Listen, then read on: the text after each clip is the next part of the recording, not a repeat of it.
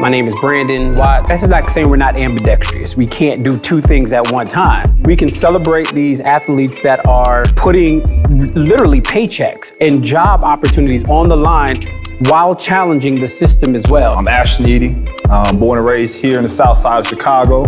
We're not looking at literally our state senators, our governors, our Supreme Court justices. We have time to look at what LeBron's doing.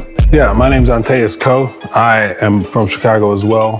What they're looking at is just the letter of the law, man. That's your opinion. They're looking at... She murdered or not? No Sakari Yamu. The system is built the way it's supposed to be, and it's running the way it's supposed to be. Christian Coe, born and raised, Chicago, where the best pizza at. Before you answer that, yes or no, do you think she was murdered? Or you think that it was an intent for her to be murdered and it was just a off the whim thing? My name's Marcus Knights from Glendale Heights, Illinois, right outside the city. I call the city my home.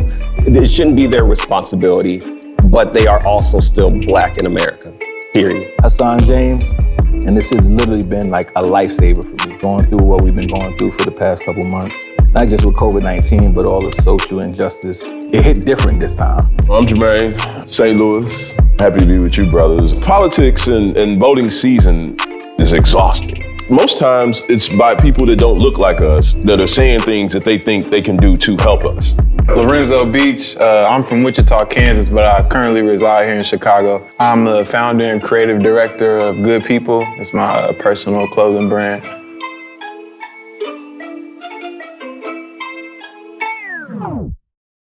Well, fellas, it's good to sit down with you guys, be able to have some authentic conversation. One of the things I always appreciate about our conversations is that they're real, they're authentic, they sharpen each other. There's competing thoughts, contradictions, and that's always, I don't know, man. For me, that's always, I don't like to be hanging with people that's everybody's a yes and we all on the same page. I like that, that person that's going to push back and challenge. And I think that's what you guys bring. I am really excited that our conversations that we have on a weekly basis through our book club is actually going to be shown to people. I'm excited about that because I think you men are brilliant. It is very rare to see this many Black men in a room and without any competition, just like really pushing each other. And I appreciate that. I'm excited for the world to know y'all. So I would love to go around and do a little bit of an introduction of who everybody is. Let me start off. My name is Brandon Watts. I am privileged to be married to Ty Watts. We just made 18 years. In August, I have two boys. My oldest son, Brandon, he is 17. My youngest son is Jeremy, and he's 14. I'm also really privileged to be the lead pastor of, I would just say, I'm a little biased, but one of the dopest churches in the world, but in Brooklyn, New York. Epiphany Church in Brooklyn, 92% in our 20s. I'm not in my 20s, but 92% of our church is in their 20s. And so it's a very vibrant young church that just has a vibe that really loves Jesus. And I'm privileged to be able to serve that church. Let's go around. All right, brothers, thank you. I'm Ashton Eady, born and raised here in the south side of Chicago. I'm currently on the East Coast in Brooklyn, New York. I serve as the Dean of Students there. And December 12th, I'll be marrying the love of my life. Yeah. And I'm engaged. So shout out to Ange. So yeah, that's me. Yeah, my name's Antaeus Coe.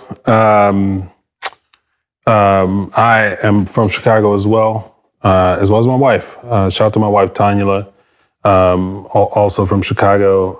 In terms of what I do, I'm a senior software sales guy, enterprise software sales guy, and a budding founder of a coding school for underrepresented youth. No Sakari Yamu. I'm married. Wife Christina Yamu, have 3 kids. Rochelle, Nosa Yame, and Kari Yamu, 2, 3, and 12. Currently, my position is a system engineer for Commerce Bank in Kansas City, Missouri, which I'm from, the home of the Super Bowl champs. So I want to put that in there. Okay. All right, just make sure everybody's clear. I know this is a rough year, but people may forgot. But yeah, so, but yeah, that's about it. Thank you guys, man. I really enjoyed it. So brothers, Christian Co., born and raised, Chicago, where the best pizza at. You can't get nothing. Hey, you cannot get no pizza no better. And if you think otherwise, your palate is messed up. I work for the railroad. PTC chief is my position. I'm the one that supply y'all with stuff that y'all take for granted. You know what I mean? We run the rails. Not married. I have no kids. And Pastor B, I virtually joined your church weeks ago. You know what I mean? Ashton had told us about you. Well, we talk all the time, a long time ago. Always tell us about you. Pastor B, you gotta watch it, you gotta see it, you gotta come out here to his thing. So during the quarantine, obviously there's nothing to do. So I started watching service, man. Even at work, I watch service, you know what I mean? And you are by far one of the dopest pastors I've ever heard. You know what I mean? Straight up. So I can't wait to come out there, man, to get the full vibe of it. You know what I mean? So, yeah, no wife, no kids. No wife, no kids, so I'll be at your church. You know what I'm saying? You better leave our girls alone, man. I think Christian is the only one single, right? Yes. You know what's crazy? Oh, Zo. But you know what's crazy though? What's crazy is, and we had talked privately about some other stuff, but no BS, like literally 98% of the people I hang with are married. Straight up. So for me, that keeps me on a straight and narrow. You know what I mean? They make sure that I had a situation, but that didn't work out. We'll talk about that later. This about to turn into a counseling session. Hey, everybody need it. Who don't need it? But had a situation, whatever. But 98% of the people I know are married. You know, and it's crazy because I'm still young, single. I could be out here doing whatever I want to do. You know what I mean? But I don't, because they keep me focused. They keep me in the right direction. You know what I mean? They don't let me sway away from what my end goal is. You know, so. Well, ladies that are watching, Christian is single. And I got a good job, insurance, All his teeth. All right, Marcus. Fellas, this is amazing. I'm just happy to be here with y'all. And my name's Marcus Knights, he, him pronouns, from Glendale Heights, Illinois, right outside the city. I call the city my home. I am the Chief Growth Strategist, Chief Growth Officer for Black with No Chaser, multimedia organization telling the story of Black folks through the lens of Black folks. I'm also the founder of Culture Perspective, which is a revenue-driving business to help Black organizations scale from $0 to $50 million in annual recurring revenue. I am blessed to be married to my beautiful queen, Mia Knight, from Chicago as well. And we have a beautiful son who is 4 years old named Langston Knight. He is my rock. He is everything to me. So really, man, like I'm just excited for this conversation, excited for what we bring to the table and for the world to actually see how we interact as Black men.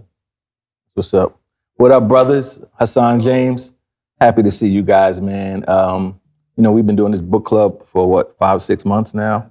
And this has literally been like a lifesaver for me, seriously, through this, man. Because going through what we've been going through for the past couple months, not just with COVID-19, but all the social injustice that has happened, it hit different this time. And you brothers were a sense of inspiration and strength. So thank you for that. Been married to my wife 17 years, my wife Kimberly, my daughter Kennedy. We're going on 18 years. I'm the editor-in-chief of Root Magazine, the leading publication for gospel music. And also just wrapped on a documentary on gospel music. And Chicago is the home of gospel music, so it's great to be here. Look, I give Chicago props. It's just the pizza, bro. So excited about that. So we're about to do some TV stuff. So I'm excited to be with you brothers, man, and I'm looking forward to some good conversation. So I'm Jermaine, St. Louis. The Lou? Happy to be with you, brothers. I'm not so happy to be in Chicago, but I am happy to be here. I'm married, going on 11 years next month to my wife, L'Oreal. Hi, baby. 3 beautiful children. Layla, 16. My son, Blake, that's 10. My daughter, London, she's 6 now. I'm just happy to be with you brothers again. I'm excited to have some dialogue, and then I would love to get out of this city as soon as possible. Absolutely.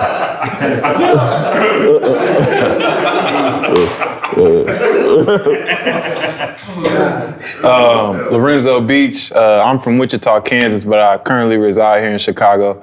I'm the founder and creative director of Good People. It's my personal clothing brand. Much like everybody else saying, I'm just excited to be here. I'm glad I got the invitation to be a part of this book club. It's been good, yeah.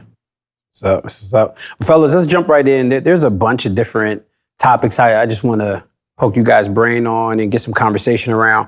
The first is, in light of the Breonna Taylor case, I think we've all been rocked. For some reason, I feel like I hate that it takes hashtags and lives to make us have some of these conversations, but I almost feel like every time it's almost like a litmus test to see how far we've come. And then there's always that disappointment and letdown.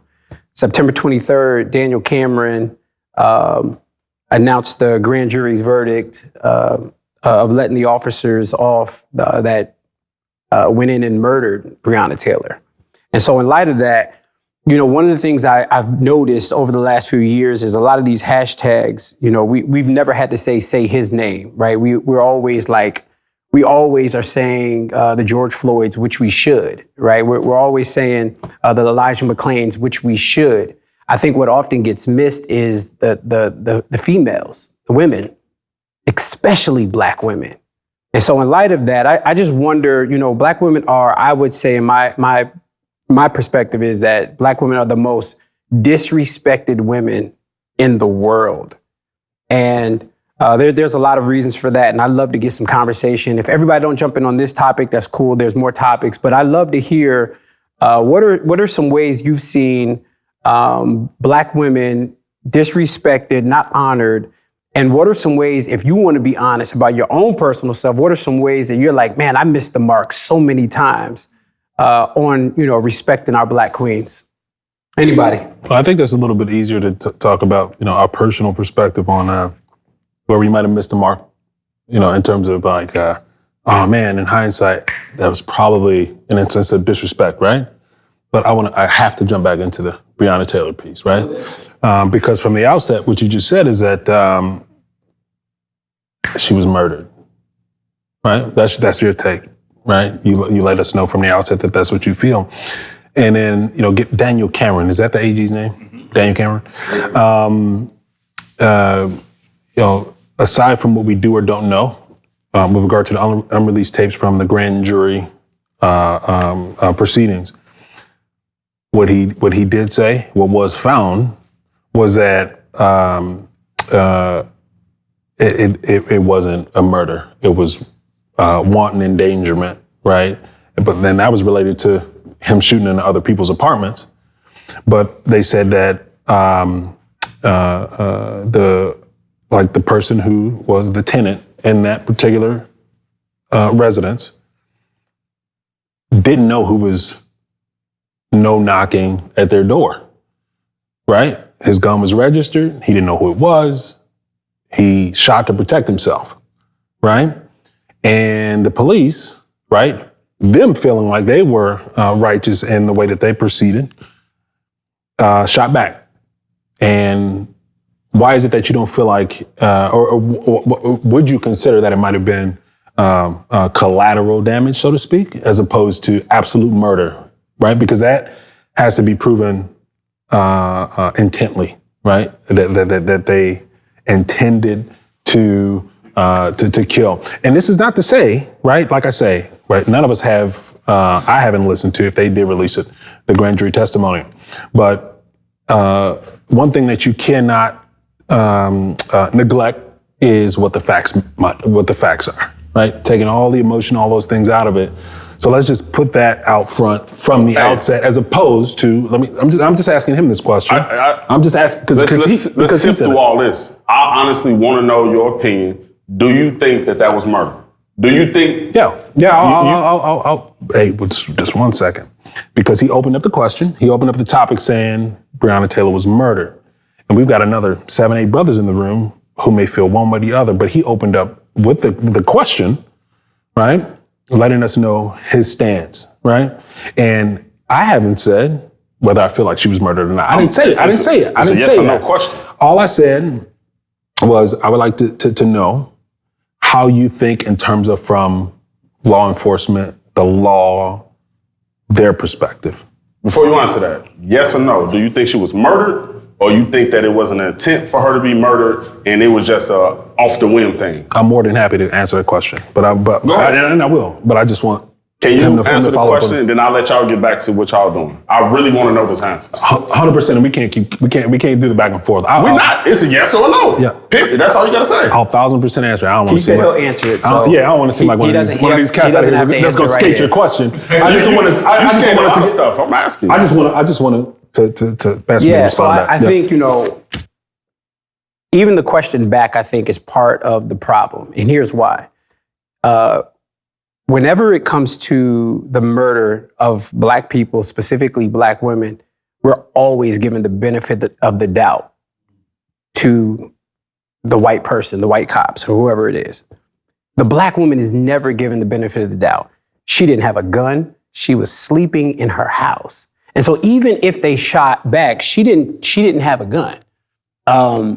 And so I think what happens in this conversation is, because I've gotten that question before, like we don't have all the facts. Well, the reality is all the facts weren't even presented to the grand jury. So we don't even know. But I err on the side of, man, I'm gonna support the Black woman and say she was murdered. Number one, she was sleeping. Number two, even if her boyfriend shot, she didn't shoot. She was an innocent bystander in her home.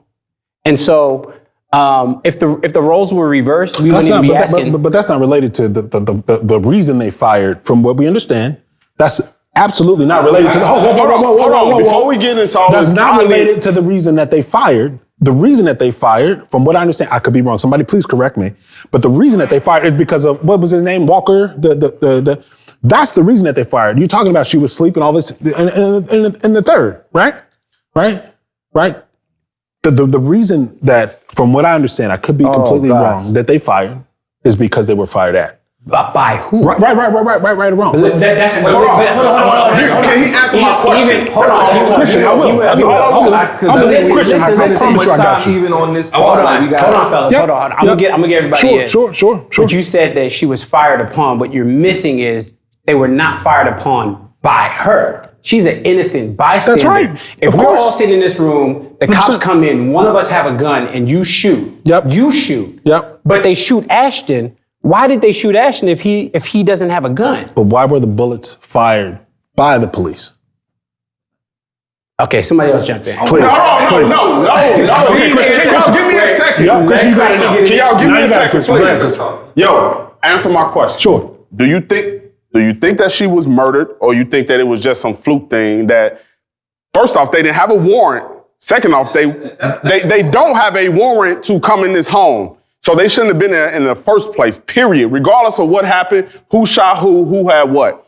The gentleman that fired at the police would do what any of us in this room would do. Somebody kicking your door, you shooting, period. Yeah. Regardless of who it is. They never said they was the police. I told you I was going to answer you. What's your question?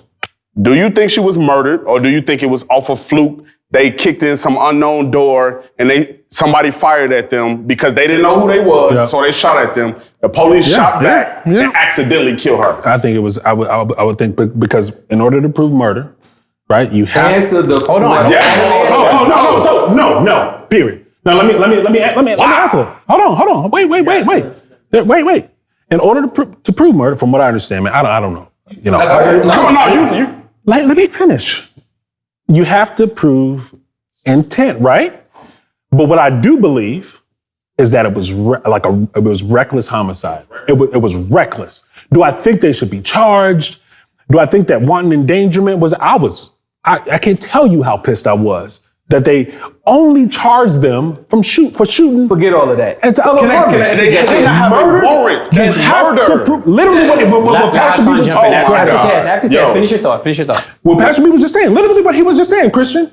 He was just saying, right, that she was sleeping, all this and that. The reason that they fired is because they were fired at. But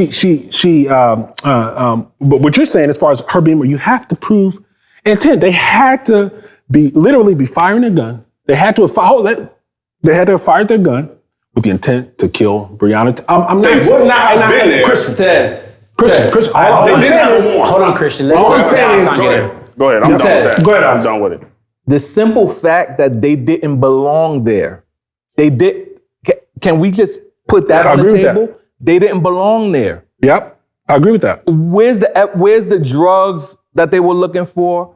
You know what I'm saying? They effed up and they know it. So now they trying to cover it up. That's the plain and simple. Before we even get to having to shoot back, why did they shoot? They had to shoot because they got shot at. They didn't belong there. I'm just talking about by definition. There's so many Fuck different a definition. We're talking about real life. By definition, There's different names that you give to when someone Somebody is else killed. This shit some bullshit. When someone dies, they didn't. by They gun. didn't knock. They didn't knock.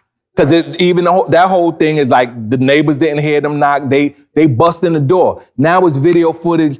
That girl was sitting in there dead. They walking around looking for stuff. Didn't find nothing.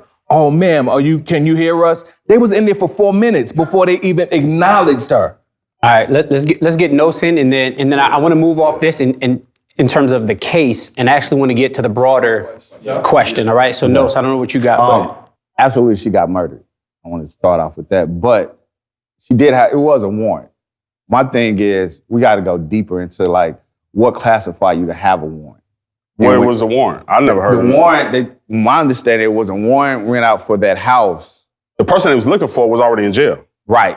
But the warrant, when they went to the judge to go get the warrant, what was that warrant based upon? Right? And they said that this person supposedly is selling drugs. This person is supposedly have criminal I didn't hear intent in that. that house. Again, they messed up though. This is my point though, is this is where the law needs to change. You can't just come in to a judge and say, hey, I think Christian has illegal things without some type of real proof, right? Right now, they can do that. They can go to a judge and say, hey, you Judge Ashton, I need paper warrant of saying that Christian is doing something illegal in that house and we need to get in there. No knock, or whatever. That's the problem. it's statistically proven no-knock warrants are used heavier in low-income communities. The same with stop and frisk, when stop and frisk was a thing. Let's go to Marcus. So we're trying to define a murder through a broken justice system. And so for me, I can't classify, I can't look at the broken justice system as the means to define what actually happened. So for me, it was 100% murder.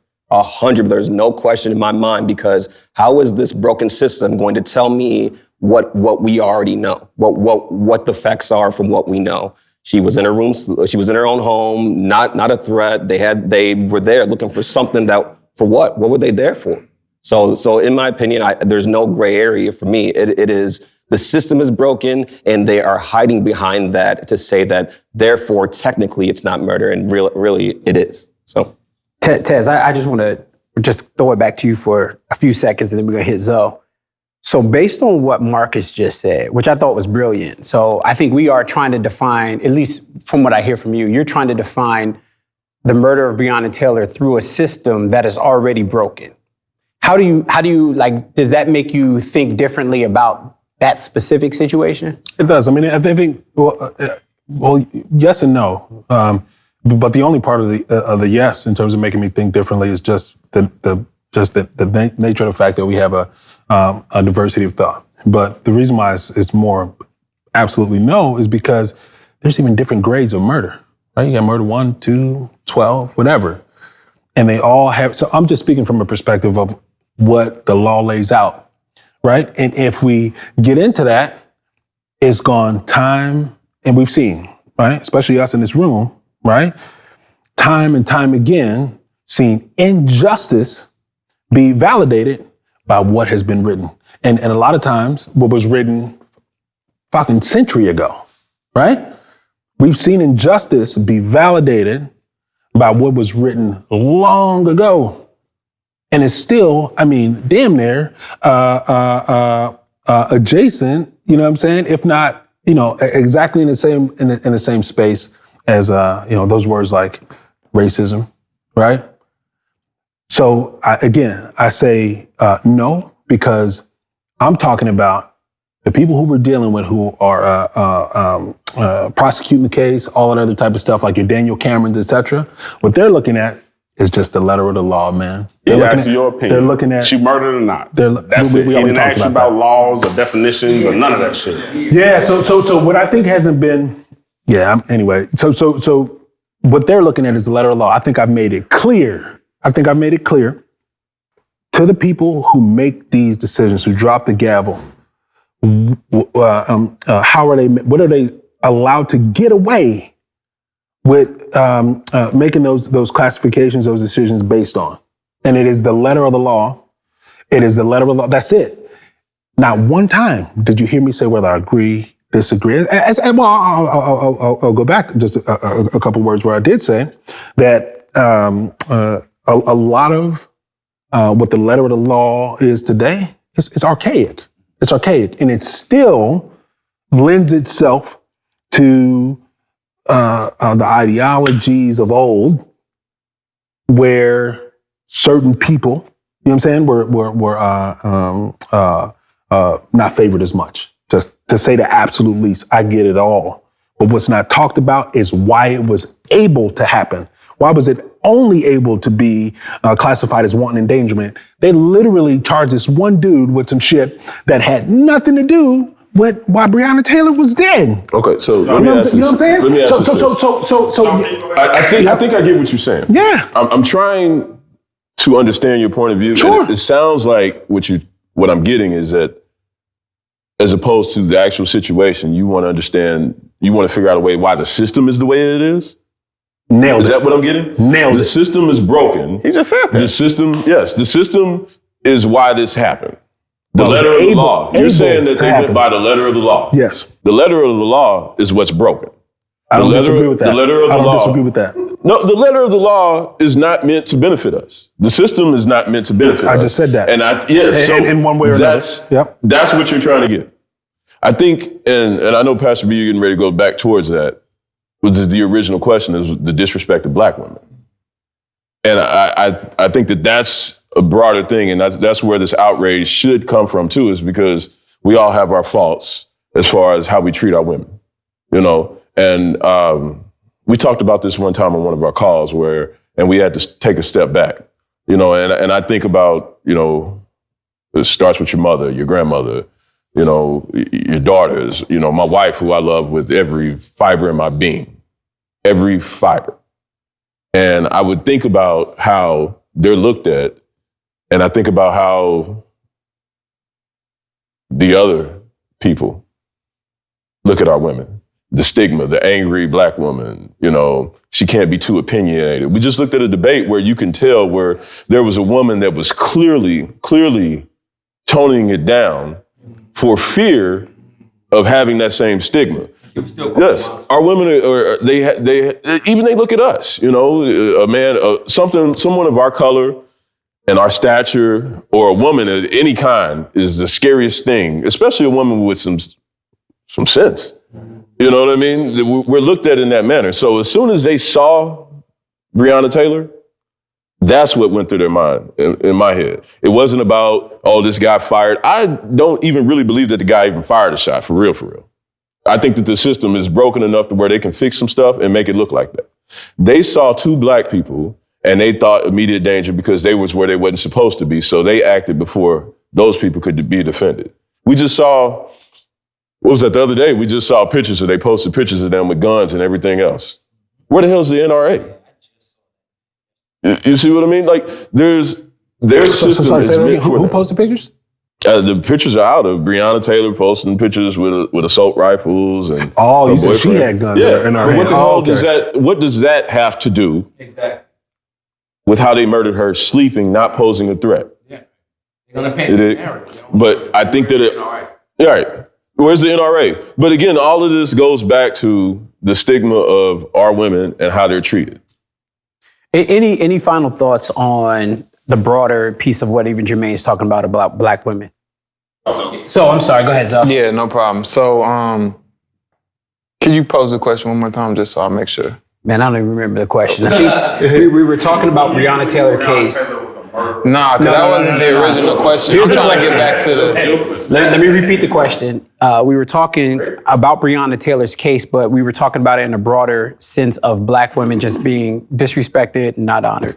Okay, so one of the things that we have to do, because we can blame him or, you know what I'm saying, the system or the law, but we have to take more accountability ourselves as far as what we allow people to do to our women. When you say we, you mean Black people or Black men? Black men specifically. Okay.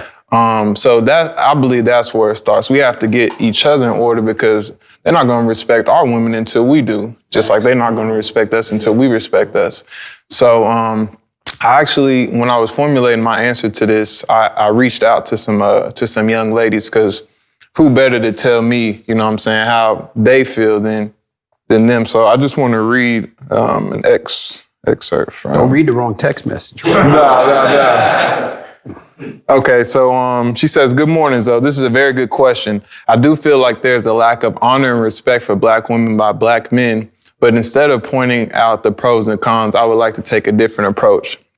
I would like to see more Black men who turn the focus towards themselves and work towards healing their own trauma before becoming involved with any other individual, especially a Black woman. Many of the issues we are faced with today in the Black culture stems from how Black men are raised.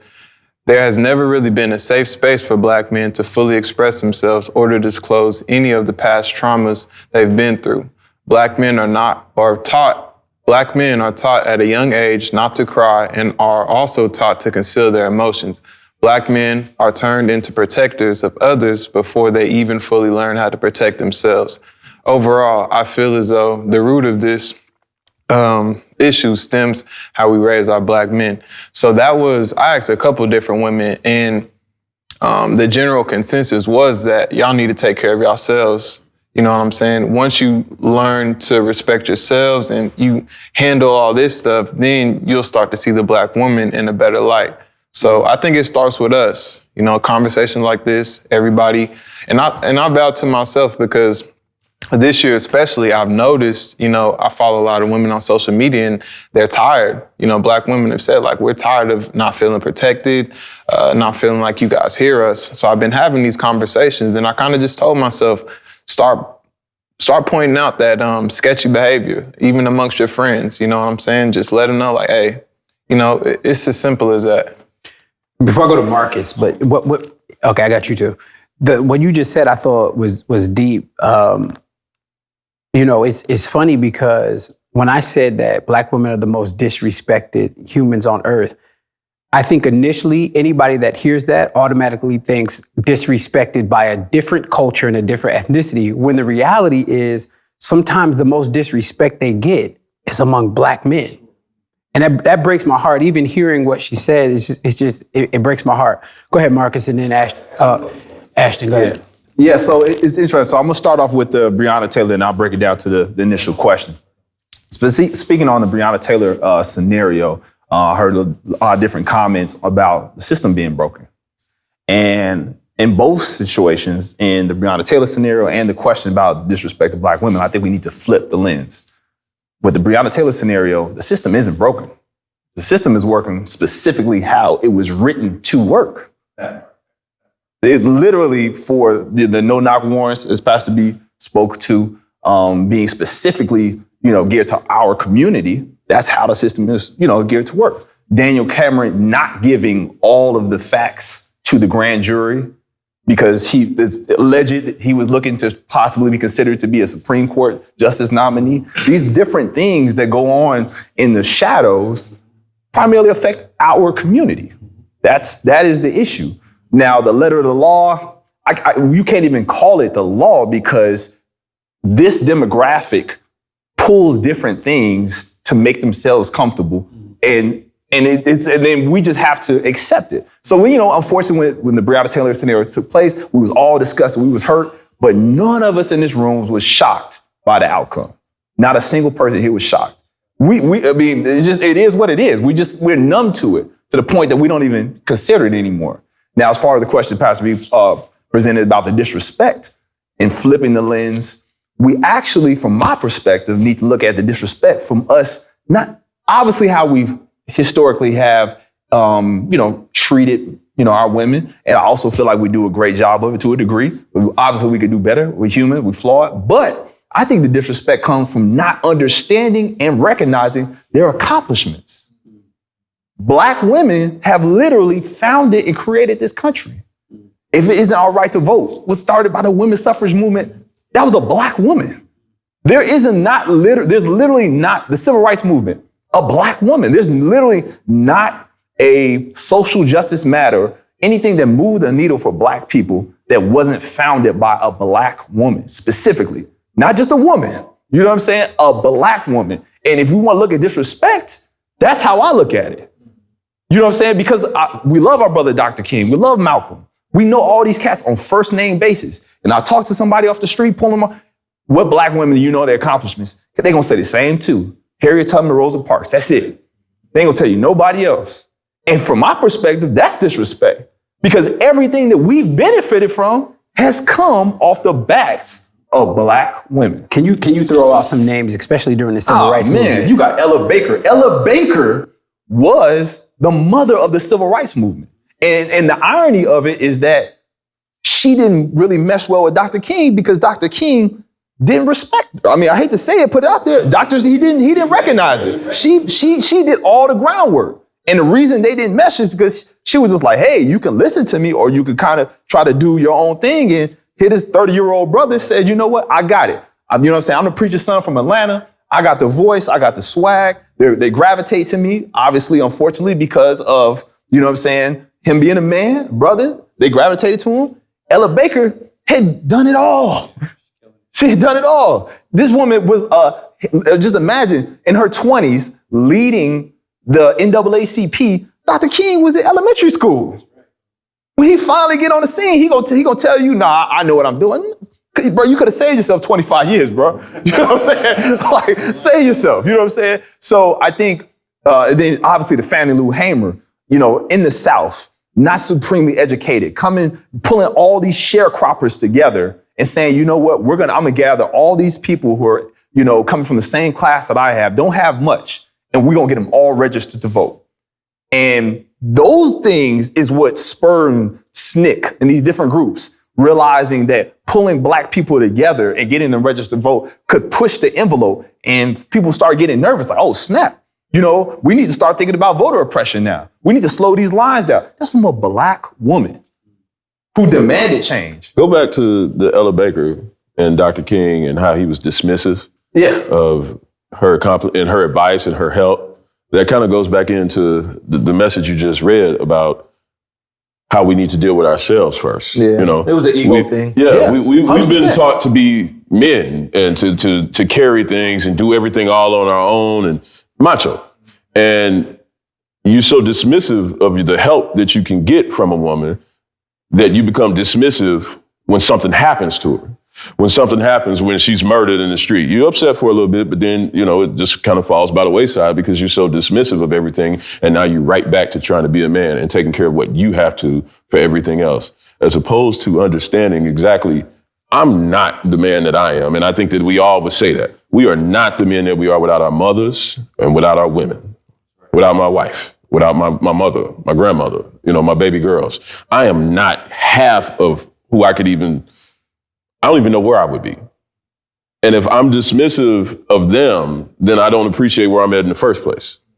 And that's just towards Dr. King and Ella Baker, Yeah, I think with the Breonna Taylor scenario, from me, my perspective, for all Black men, it should be a layup that you should be enraged that a Black woman asleep in her bed was shot and killed and murdered. That just for me. And also, a lot of times, anytime we talk about police brutality and issues with our people specifically dying, the main thing I try to remind people on is that police, right? We get caught up in that name, law enforcement. You forget that they are first responders. They are paid civil servants from our tax dollars. They are literally coming to a home. This is not military. This is not war. We're getting off topic. Breonna Taylor was not a first responder scenario. No, listen. They are paid by our tax dollars to show up, assess a scenario, and see how to what? Keep peace, protect and serve the community that they're paid by. So they're not showed up to delegate a threat. They shouldn't show up to be the threat. And that's unfortunately what we lose sight of. When you hold them accountable, you're supposed to. You are supposed to. You're paying them. You have a job because of me. Because what I do as a daily basis, make sure I pay my taxes, that's how you keep food on the table. So if anybody should be enraged, we should. From our community, we literally have the legal and moral right to be enraged that you kill somebody from my community in their sleep. Well, one of the things that's clear based on some of the back and forth we just had is that I feel like Black people overall need group therapy, because we're the only group of people that have gone through years of slavery, years of segregation, years of Jim Crow laws, mass incarceration, systemic racism. We're the only ones, and with the war on drugs, which I don't even know if it is a war on drugs, but anyway, we're the only ones that have gone through all of that stuff and never have processed our trauma. And like in anybody else, man, you have anything traumatic in you, we're sending you straight, at least as a pastor, I'm sending you straight to a professional because you need time to talk to somebody. We're the only ones that have just like, we constantly see the hashtags and then we constantly have this type of discussion. It's like, man, how can we get some type of help? And speaking of help and speaking of situations, let me go to the next question. And I really want to hear your thoughts, Ashton, on this, but anybody else that wants to jump in. You know, we've seen, I think in 2020, I've seen more athletes, professional athletes step up and in terms of advocacy for these issues and really bring light to it. I mean, and this goes back, I mean, you have Muhammad Ali, I mean, he was very clear on his stances and positions. Who was it? Tommy Smith and Kareem. Yeah, I mean, all of these dudes, going all the way up to today, Colin Kaepernick, and then, you know, you have LeBron James, these guys, Naomi, the tennis player, like you have all of these Black athletes now stepping up, right?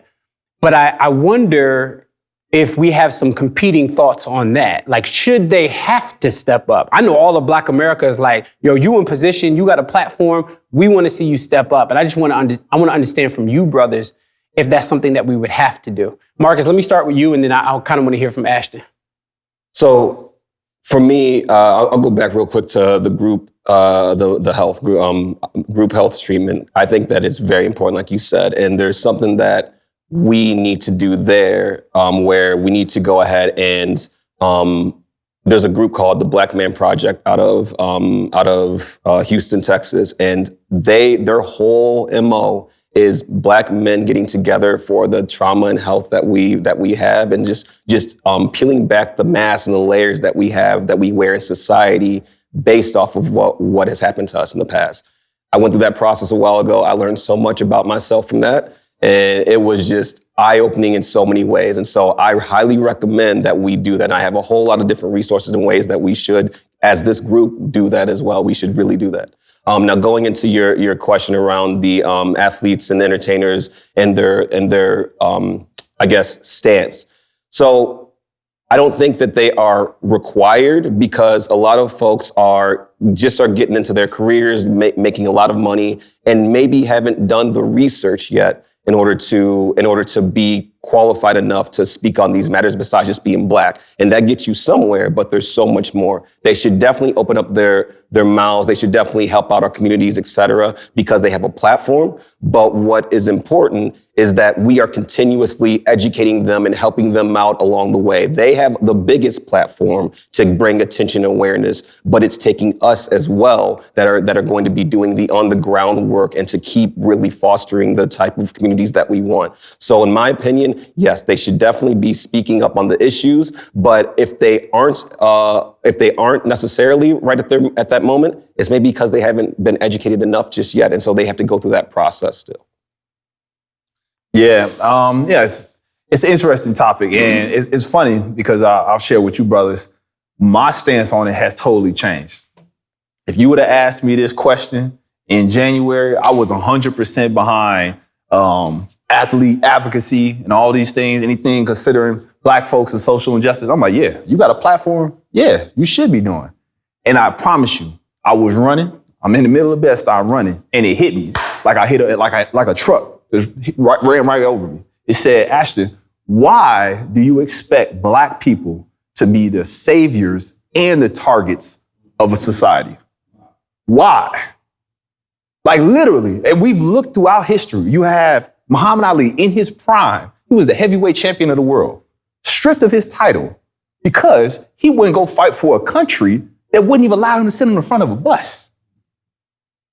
We look at Tommy Lee Smith. We look at John Carlos, came back to America from the Olympics, not respected by white America and their own people for putting up this black power fist as a sign of unity during the Olympics. Present day Colin Kaepernick, blackballed, obviously. He was a time man of America. And then now, recently, the most recent obvious sign was when the NBA players, led by, LeBron James and the like, decided not to play basketball, right? And that's when it came to me. I said, Ashton, why am I expecting LeBron to be the standard for advocacy in the country, but I don't have that same expectation from Mitch McConnell and Daniel Cameron? These are literally elected officials to push the needle. But we look at James Harden, who said at a young age, I just want to play basketball. I literally want to be one of the best basketball players to ever live. Mitch McConnell, on the other hand, said, I want to be an elected official and campaigned on this with millions of dollars to society. But isn't that the point, Ashton? Isn't the point of the advocacy specifically with professional athletes because the Mitch McConnells, or I should just say elected officials, aren't doing their thing? 100%. But the issue, though, is who gets more attention for what they aren't doing for social justice and advocacy? Is it LeBron James or is it Daniel Cameron? Because this is the issue. This is the issue. Platform does not equal to effect. LeBron James' platform does not have the same effect of Mike Pence. Okay. Here's my issue. The issue is that LeBron James, I am so grateful for the work that he has done. Bravo to that brother. Thank you. But guess what? What if he just wanted to wake up, be one of the best basketball players that ever lived, be a great father, take care of his family, and move on? And this is the issue. I mean, like Michael Jordan. Exactly. And we put these issues, literally since 1776, the issues of white America and white supremacy and these issues, we put them on black people who are just basketball players. Also, To solve them. Also, guess what? LeBron James never studied policy. He never did any of these things. So the expectation that this brother is going to walk off of he literally said, I am a savant at basketball. That is really what he is spending millions of dollars into his body to be the best basketball player to ever live. But yet and still, the meter is set in him to literally change society. But I'm going to push back. So I agree with you. Like, it shouldn't be their responsibility, but they are also still black in America, period. Right? Like, so for me, it's like, you come from these communities that are affected the most and you have a platform. Use your platform, not your requirement, but use your platform because you have millions of viewers, millions of people that are watching what you do and are listening. I can't tell you how many white kids are like, I want to be LeBron James. I want to do this. Now, if you change that narrative and inject the social injustice that is happening in our communities, then maybe we can make the change that we want. But to that effect, like, I commend LeBron for everything that he's done. Not his requirement, but that brother, to me, he is doing some amazing work that puts him on a level, a pedestal that I don't think that many other athletes have ever been on because of, look at this. You take what they did with the holdout for the NBA playoffs or whatever, and now look at what's happened. Voter education and voter registration in the black community alone. Like that right there. Let me get you right there, Marcus. Perfect example. You just put it right there, what I need to hear. You said LeBron is put on a pedestal because of his social advocacy work, correct? That's what I'm talking about.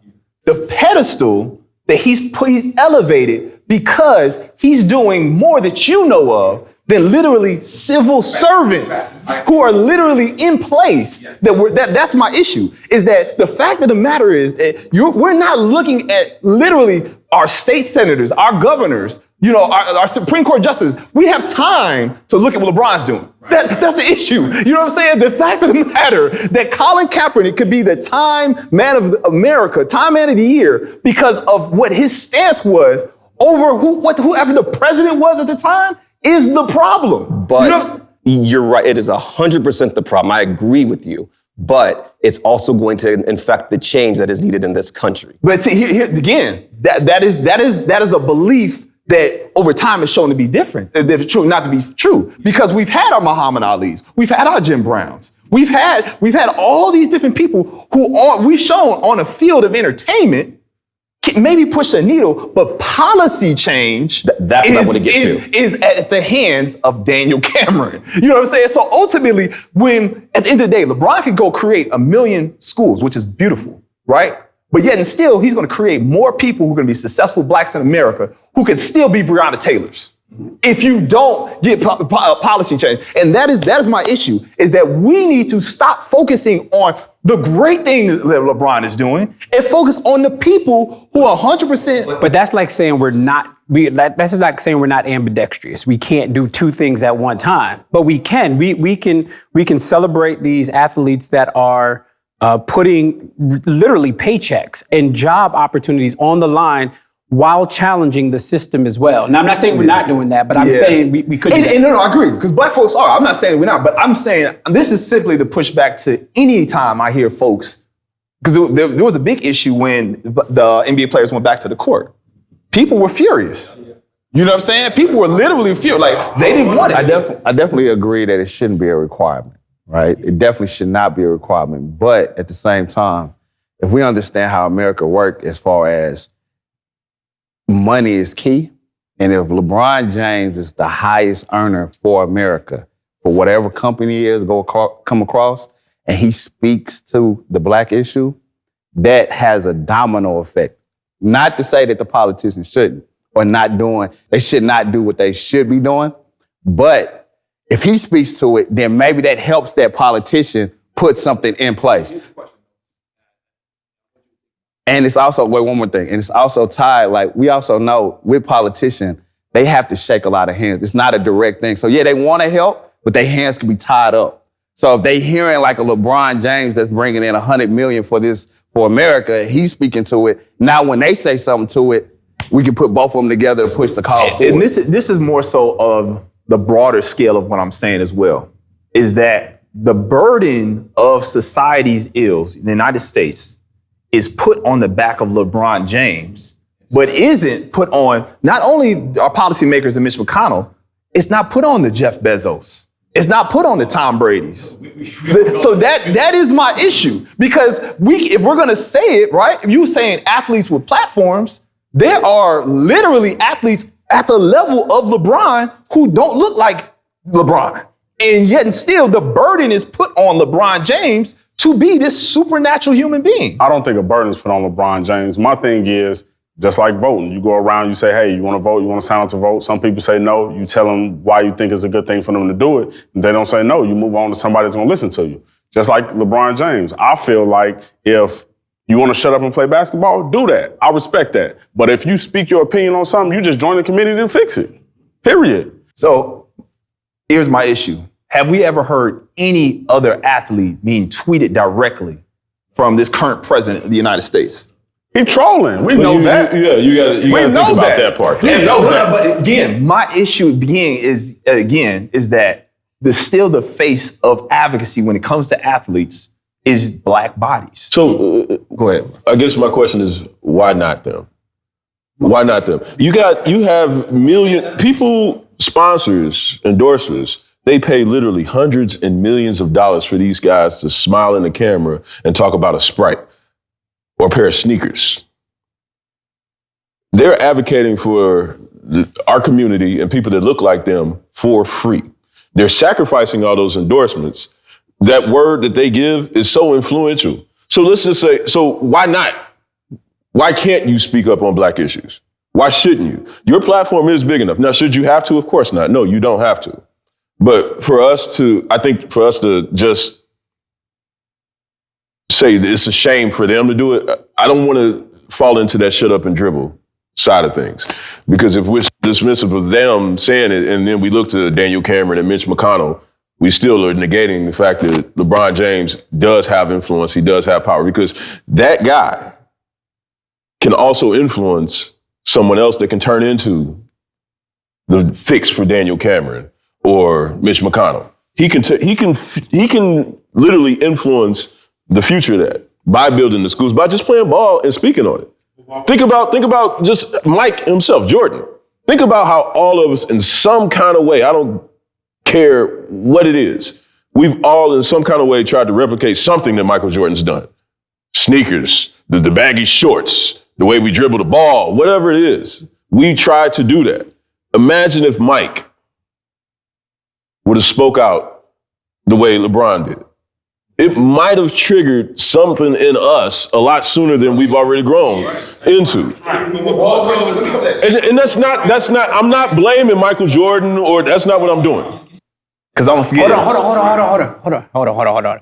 4 words. No, because 4 words turn into 50 in a second. Yeah. So hold on, Yeah. let Jermaine finish his thought, and I gotta get Zoe in, and then I'm gonna come back. I'm not saying that any athlete is at fault or anything like that, but what I'm saying is that their platforms are large enough that if they have it in their heart and they feel it enough to speak on it, then I think we should embrace that. And literally, right now, let's just face it, the system, the way it is, we losing. So any help we get, damn it, we should take it. You know? And to piggyback off that, it would, ideally, they shouldn't have to, but this isn't the reality. You know what I'm saying? Based off what we're going through and what we're trying to push towards, much like you're saying, we need all the help we can get. And I was reflecting on this question, and there's a passage in Romans, I think it's like the strong bear the infirmities of the weak. We've championed these people. These are our people. You know what I'm saying? It's Jordans. We pay these people, you know what I'm saying? So you have to speak up for the people that are speaking up for you. You know, that's just what it is. All I wanted to ask, that was amazing about Jordan. Where you from? Where you play ball at? Huh? That's all I want to ask. I said I wasn't good at first. That's all I said. I told you it was going to be quick. To Jermaine's point, again, I think, I don't want us to lose sight of when Pastor B brought up Tommy Smith and John Carlos and Muhammad Ali, right? That was 60 years ago.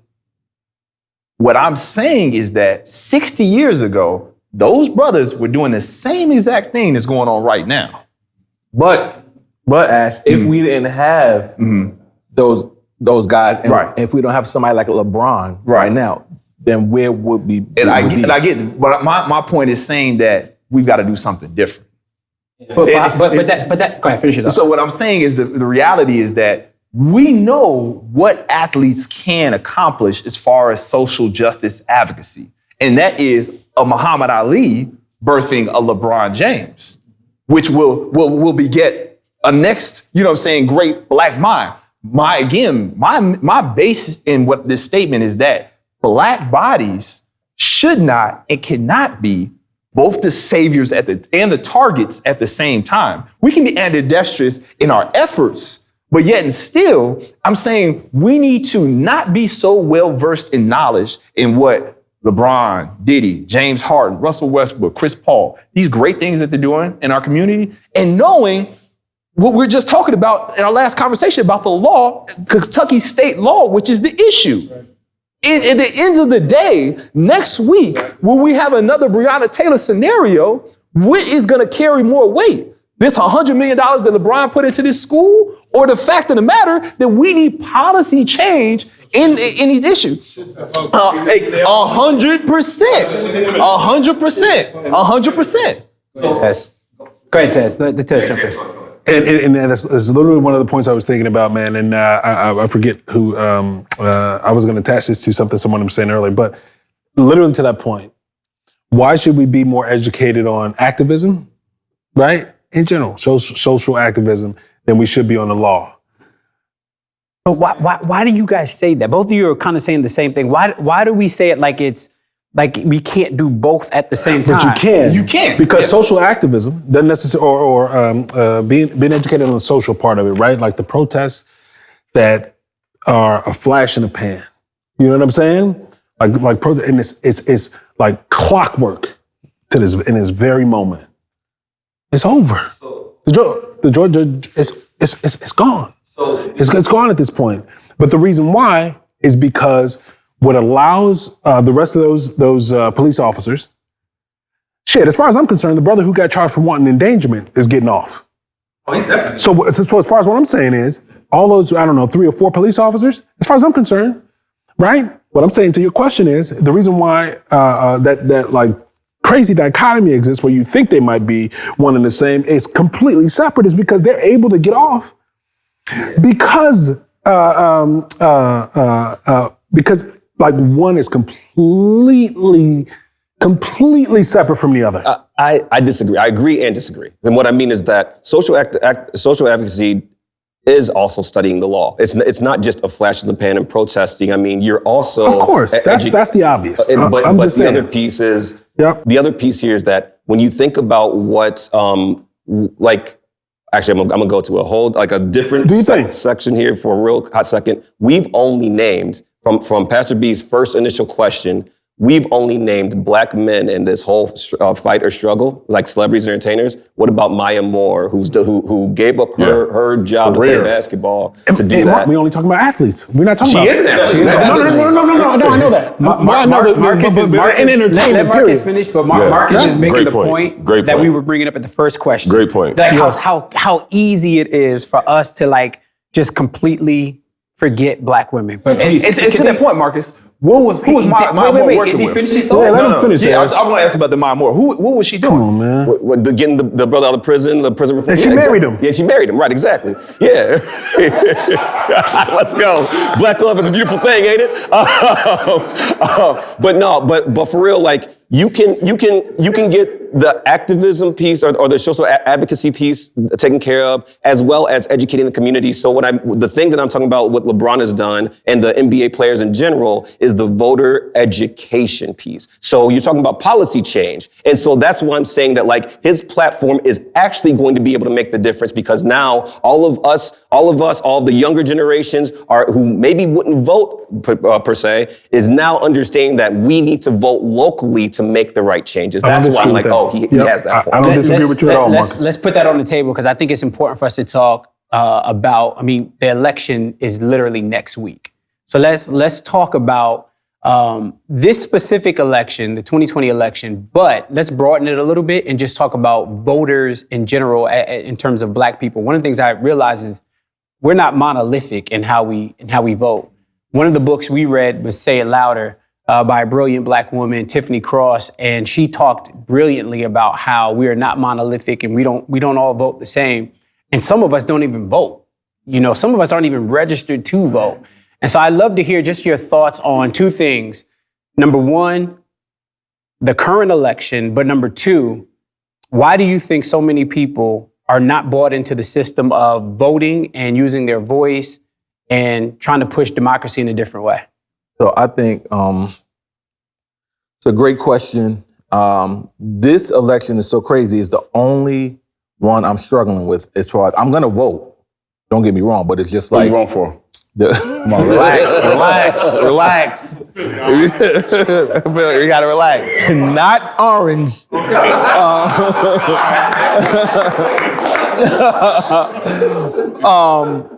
This is the only one I'm like kind of struggling with it because, Biden, I just like, I don't know. I don't agree with a lot of stuff that he says. He's currently older. or past stuff that he's done and said. And then in the past, both. Okay, yeah, the past stuff. Let's not forget that whole prison reform stuff. And 94 crime bill messed us up. Crime bill messed us up. So we haven't forgotten that, right? But when I woke up this couple weeks ago and I saw that Shaq said that he never voted, my heart sunk. Because again, it goes back to the athlete. We were just talking about athletes, and you have a responsibility. Like you're a famous black man in America. You mean to tell me you didn't vote for Barack Obama? Like, that was the most historic. But not all black people voted for Barack Obama, too. I know, not all black people, but I'm just saying, historically for us, like, that was a proud moment. And he was a good president. To who? Relax. Well, we can get to that too. We can get to that. You want to tip the room? We can definitely go. He was a good president. He was a good president, especially from what we had. So I feel like it's our responsibility, especially, our forefathers, like in the 60s, they were killed for this right to vote, to exercise this right. And for people to just say, oh, I haven't voted, for you to sit home, you actually vote. You did vote because you voted for Trump to get in office by not voting.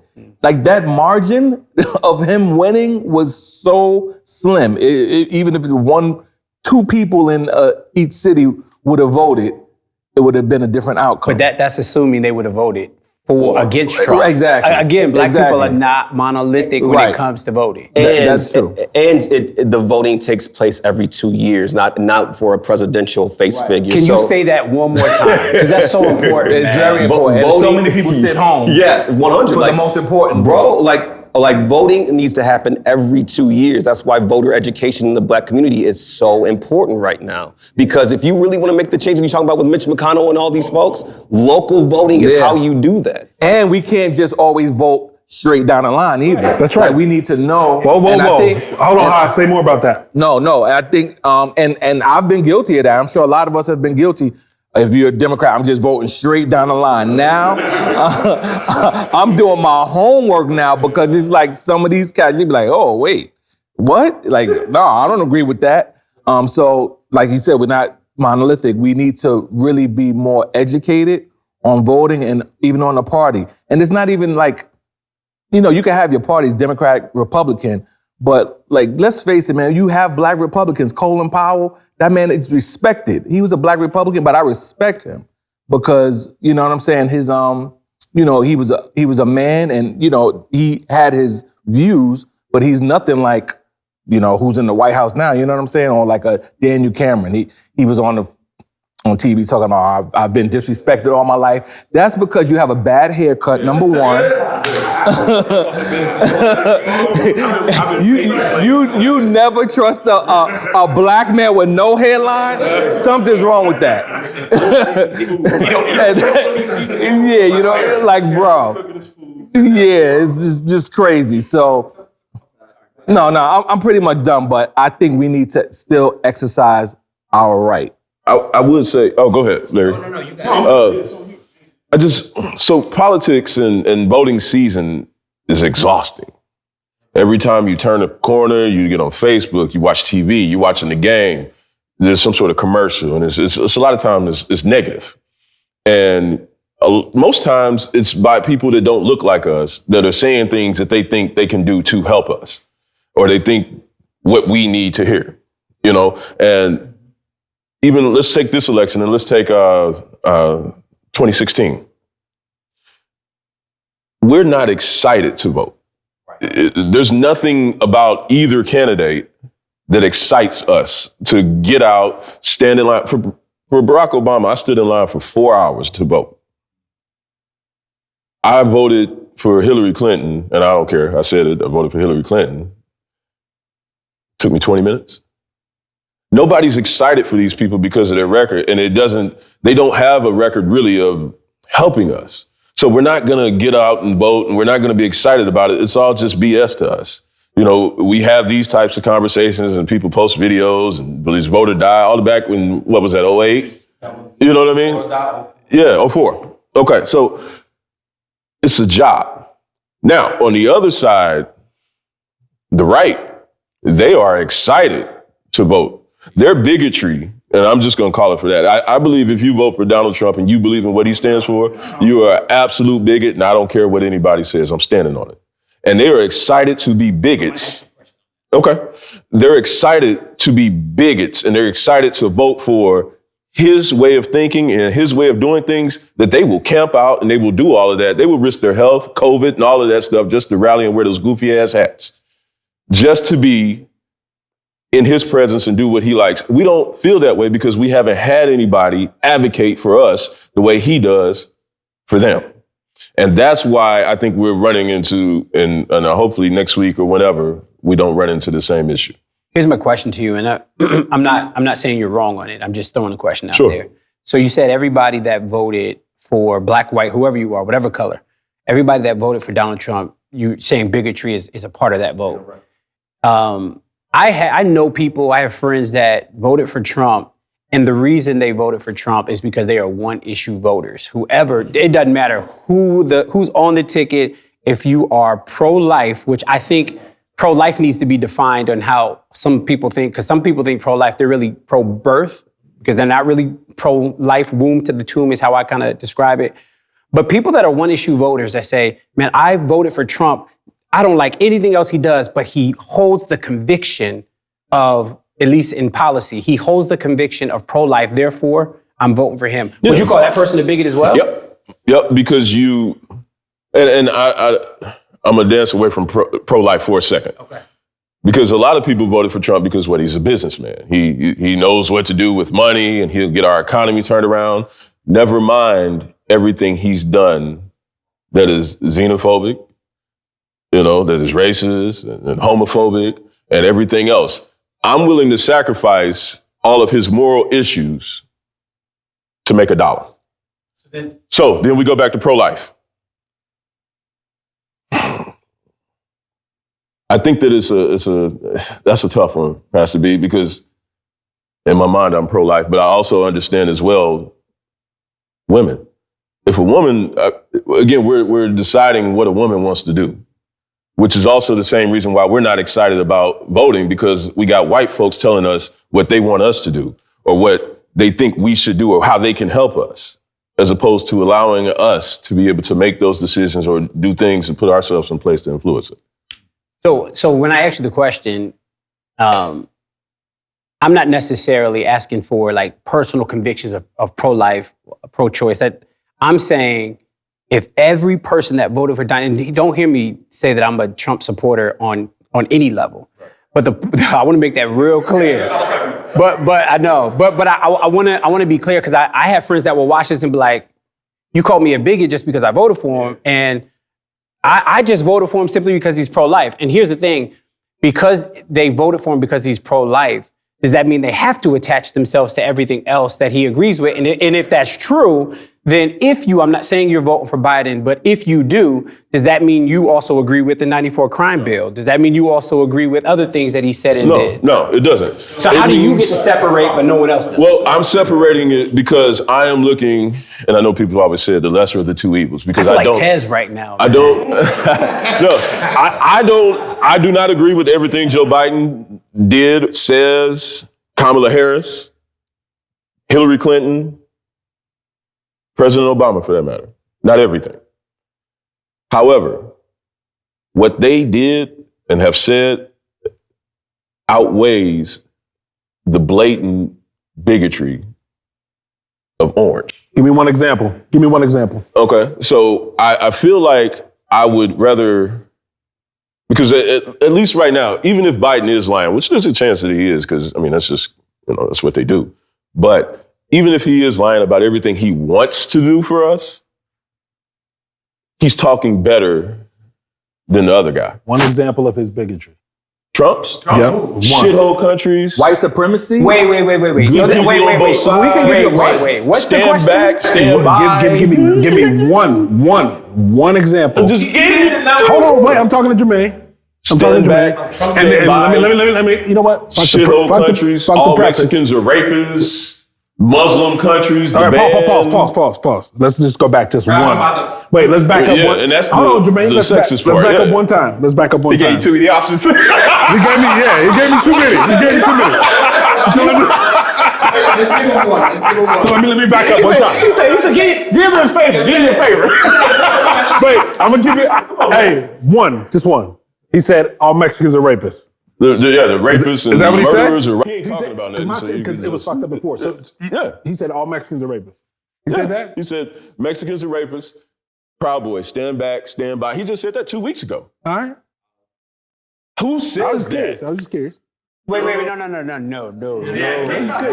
was just curious. You can't, wait. I was just curious, man. That's all. You can't. I was just curious. Wait a second. I was just curious. Yo, That's all. listen, hold on. You can't throw that question out and then just say, I'm just asking. Sure. I think you knew what the answers were going to be. I'm curious to why you needed that. Why did you need that clarification? There's so many examples. No, man. Yeah, folks who, I don't know, it's the first time I've done something like this, and folks who watch me will be quite interested to hear the dialogue. But one thing I don't know how to troll off camera, but I'm not trolling you, brother. There's so many instances, man, and this just goes back to, we've done said so much, I can't even fucking go back through all my stuff, but there's so many instances where folks like almost unconsciously decide to they unconsciously gravitate towards only what's being pressed on fucking like TV or on their phone, or you know what I'm saying, or the people that's closest to them, without regard for any other idea. Not even saying if you consider that, you must subscribe to that. Nah, it's just considering it. Like if I said, man, yo, you should look at something, can someone just say, you should look at something David Duke or somebody else just said. Look. Just read what he wrote, man. As opposed to just reading, this is the way I feel. I should read something David Duke said? I didn't say that. Come on, man. Come on, man. Definitely just said that. I did say that, but I'm just saying, I didn't say that because I don't even know if he wrote a book. I don't know if he has a book. No, that's potent. You have to get a more holistic understanding. As opposed to saying, you know what, my mother wrote this book, this is her ideology, and all her 20 friends wrote books as well, but they follow the same thing. Who am I going to become? I'm going to become one of them, right? So real quick, I'll answer your question. The reason I asked the Trump thing, there's so many instances. It is clear as day. It is right there for the taking. Just as much as, anything else that you might subscribe to, that's easy to find. That completely dispels and disproves the shit that they say he said. Like as far as white supremacy, Mexicans. Wait, what do you? I want to understand what you're saying, Taz. Let me finish. Because you be dancing. There's so much media out there that like when he said, stand back and stand by, and you know what, I'll do this one time. I don't think I've done it at all, this conversation, but I'm going to do this one time for the sake of, I guess the point I'm trying to make is, people call him like white supremacist and all those other type of stuff. And the thing I'll do just this one time is I'm not saying I support Biden, Hillary, Trump, Obama, my mama, nobody. That's not what I'm saying. I'm just talking about like our first topic.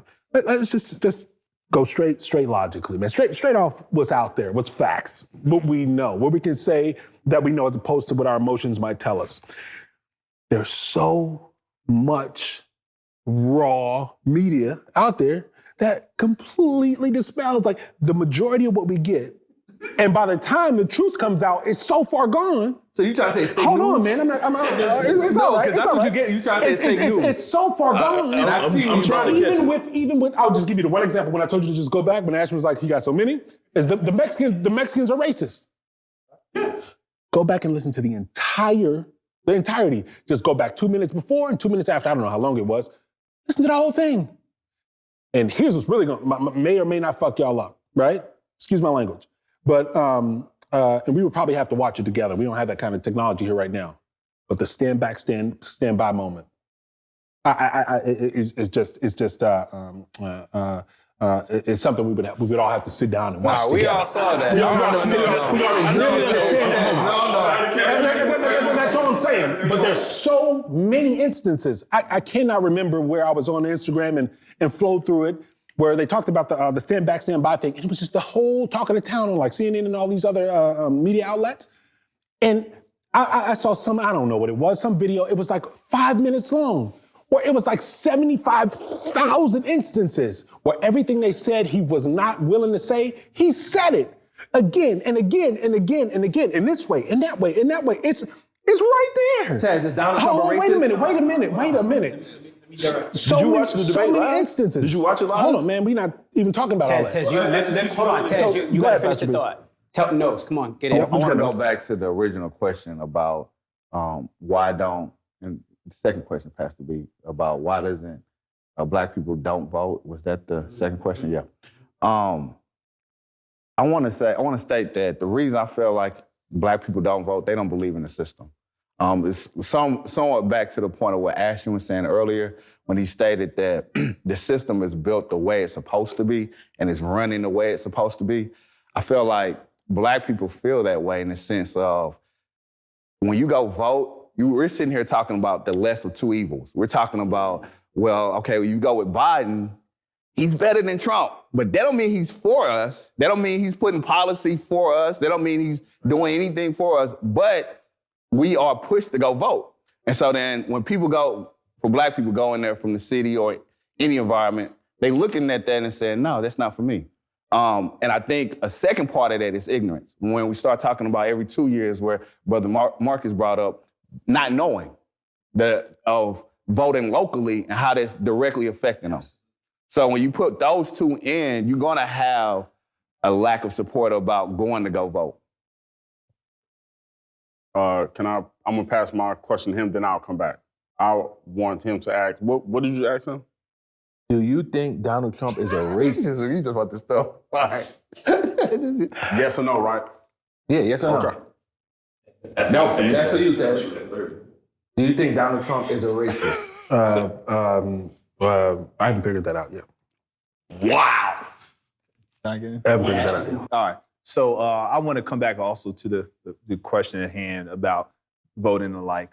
And I think all these questions together is so crazy how they beautifully flow together, right? And I like how Ted started off with the very beginning, not to this question, but from the very beginning, as far as we're talking about the system. Ultimately, all this comes back to me, the system, right? The issue being, if we look at the 94 crime bill, right? Do I blame Joe Biden for how we voted and negate the fact that everybody else voted that way as well? You know what I mean? Like the issue is, again, that this system has been the way it's been since 1776. But the issue again is that Donald Trump isn't the issue. The system has been 44 presidents this way prior to him. He is just a face of a current system. And the issue again is like, do I take Joe Biden the way he voted at that time when the pendulum was thoroughly that way? Now it's swung this way. Do I look at him indifferently? No. Everybody was voting that way, including the people like you and I who was heavily affected by it. Black folks was voting for these heavy crime laws that affected our community. I agree with the crime law. Exactly, that's what I'm saying. So the issue again is that we have to, and where I say these questions. We got to unpack that. I was going to say, Haas. Yep. Right, these questions come in beautifully is because the fact of the matter is that when you take time to look at what our women and male athletes are doing, as opposed to focusing on who your senator is, who your governor is, what policies they have voted for, we have missed it and we've fallen into the trap. Yeah, That's now. what I'm trying to say. We don't have 10 minutes to work. The great things, these basketball players are now registering to vote to the system. The issue is the system. After Christian, let's go to Christian because I want to come back on that. Okay, bet. Okay, so bet. Okay, so with me, I 100% agree. It is the system that is flawed, and we need to break it down, like 100%.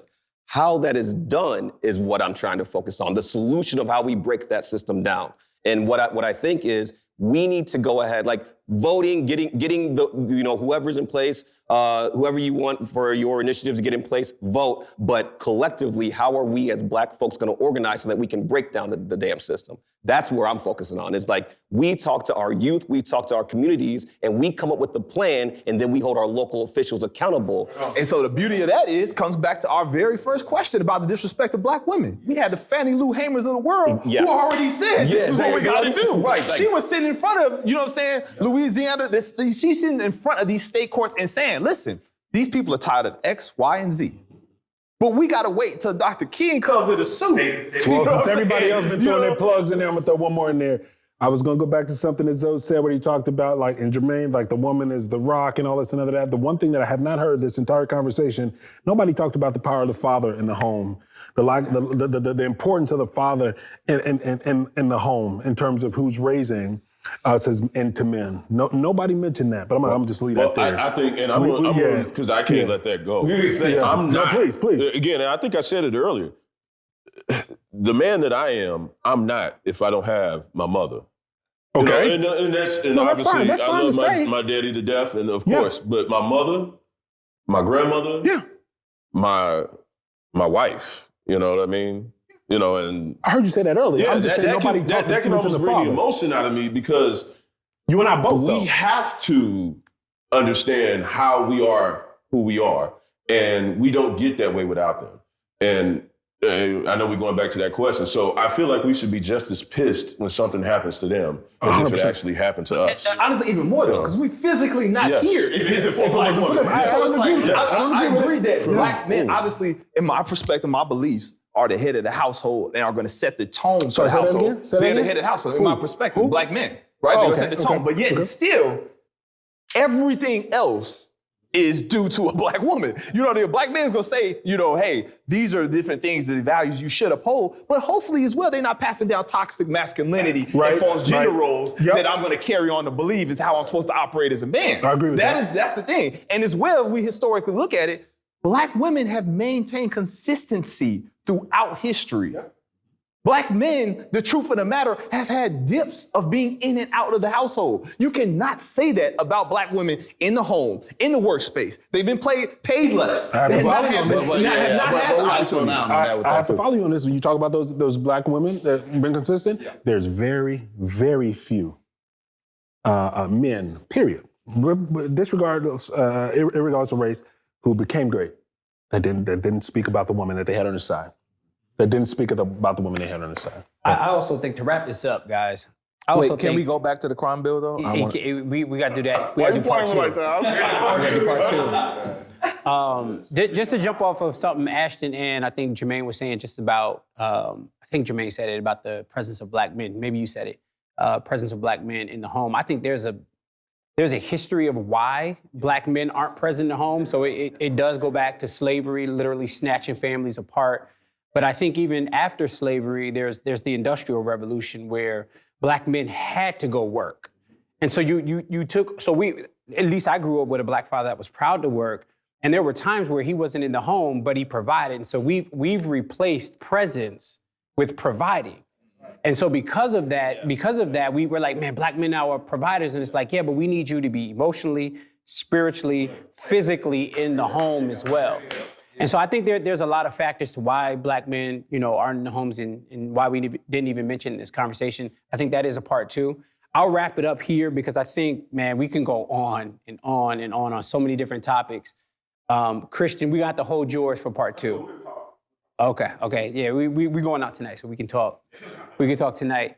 Man, let me just say, in terms of the voting and all that stuff, it's really important that we take all of this conversation serious, but a lot of this conversation will not move the needle if we don't have advocacy, grassroots movements that are really moving the needle for us, and we aren't present at the ballot. Like if we don't have those things, and so I'm talking to whoever's watching. Like it's really important for you to be educate yourself, as Hassan was saying, and make sure you understand the issues and know that you're not voting for the next pastor of America.